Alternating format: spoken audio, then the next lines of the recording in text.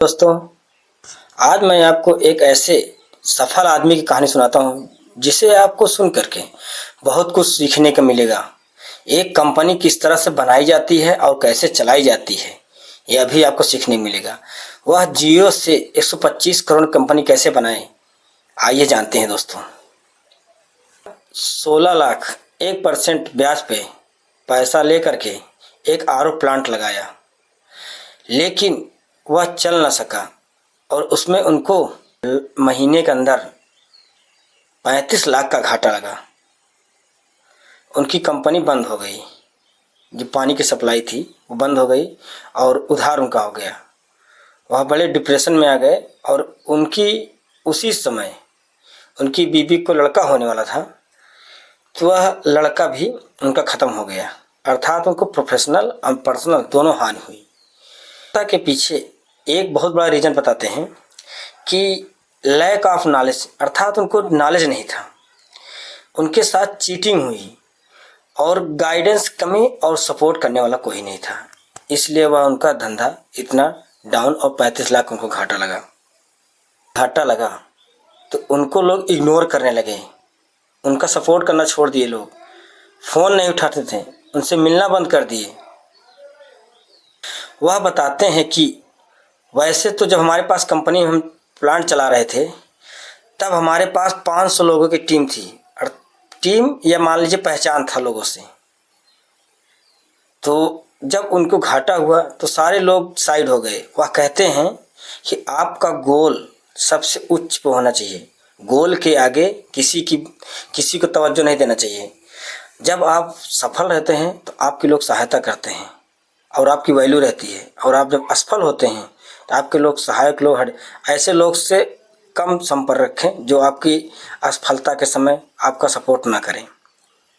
आप market study किए, market को पता किए कि क्या दिक्कत है, किसकी वजह से हमें इतना हानि हुआ, तो आप पता किए और उस प्रॉब्लम को सॉल्व करने के लिए कि कैसे हमें घाटा हुआ, और वो पहले से ही मालूम, मतलब उन्होंने अपना टारगेट फिक्स किया कि हमें कंपनी कैसे बनानी है और कैसे इसको कुछ दिन बाद हमें कहाँ पर देखना है, कितनी बड़ी कंपनी बनानी है। तो वह फिर अपनी ज़मीन, घर और कुछ लोन लेकर के 35 लाख इकट्ठा किए, और जिसका पैसा बाकी था, उनके ऊपर उधार था, वह सबको दिए। जब पैसा दे दिए तब वह उन लोगों के पास गए जहाँ से वो सामान लेते थे, मशीन जहाँ लेते थे, जहाँ से मटेरियल लेते थे। उनसे बोला कि आप हमें अपना सामान दीजिए और हम बेचेंगे, इसको ट्रेडिंग करेंगे, अर्थात सामान लेकर के दूसरे लोगों को देना, उसको ट्रेडिंग कहते हैं। तो कहते दे, और लोग तो नहीं खड़े हुए, लेकिन 2 लोग खड़े हुए भाई, और उनको सामान ठीक है आप ले जाओ बेचो, क्योंकि उन्होंने उन लोगों का उधार पूरा कर दिया था, चुकता कर दिया था। तो उनको लोग को ट्रस्ट हो गया कि हाँ बंदा सही है, बंदा गलत नहीं है। जब वह अपने थ्रू कोई भी मटेरियल या मशीन बेचते थे तो उसकी सारी गारंटी लेते थे। वह बोलते थे ग्राहकों से कि देखिए, यदि ये मशीन आपके लिए सक्सेस हुई तो आपको ही पैसा तब मुझे दीजिए, और नहीं सक्सेस हुए तो आप मुझे मशीन लौटा दीजिए, पैसा जो आप मुझे दिए वो ले जाइए, और सारी सर्विस उसकी बढ़ने बिगड़ने के लिए सारी सर्विस उसका मैं दूंगा, मतलब मैं ही करूँगा। इस तरह से ग्राहकों से उनका सपोर्ट अच्छा हुआ, उनके ऊपर विश्वास हुआ, उनसे लोग सामान लेना चालू कर दिए और उनका कंपनी प्रोडक्शन बढ़ने लगा। जब उनकी मशीन और मटेरियल ट्रेडिंग वाला बढ़ने लगा तो जहाँ से वो लेते थे वो लोग बोले कि आप अपना खुद से मटेरियल मशीन कंपनी डालिए, जहाँ से आप खुद लोगों को सप्लाई करिए, अब इतना हम आपको सप्लाई नहीं कर पाएंगे। तो वह खुद से 3 कंपनी डाले।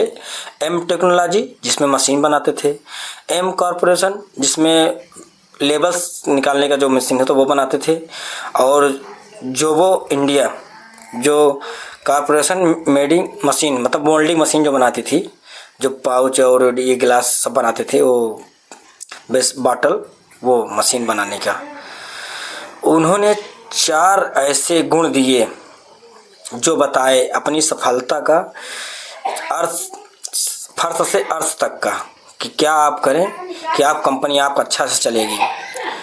तो रवि बड़ौदिया जी बताए कि एक कंपनी को अच्छे से चलाने के लिए 4 स्टेप होते हैं जो उनको आपको मानना पड़ेगा, तो आप अच्छे से कंपनी एक बढ़िया से चला सकते हैं। पहला चीज़ है एक अच्छी टीम, दूसरा है सर्विस, क्वालिटी, कमिटमेंट और एथिकल। ये चारों चीज़ को आपको पूर्ण करना पड़ेगा, तब एक अच्छी सी कंपनी चलती है। और तीसरी चीज़ है आपके जो पार्टनर्स हैं, वैल्यू, जो आपको अच्छे से सोचते हैं, जो आपको बढ़ाते हैं, जो इस तरह आप कंपनी को बढ़ाना चाहे उस तरह से आपको पार्टनर सपोर्ट करें, उसी तरह से सोचें, तब जाके आप कंपनी और अच्छे से चलती है। और चौथी चीज़ है नेवर गिव अप। देखिए क्या है, आप कभी भी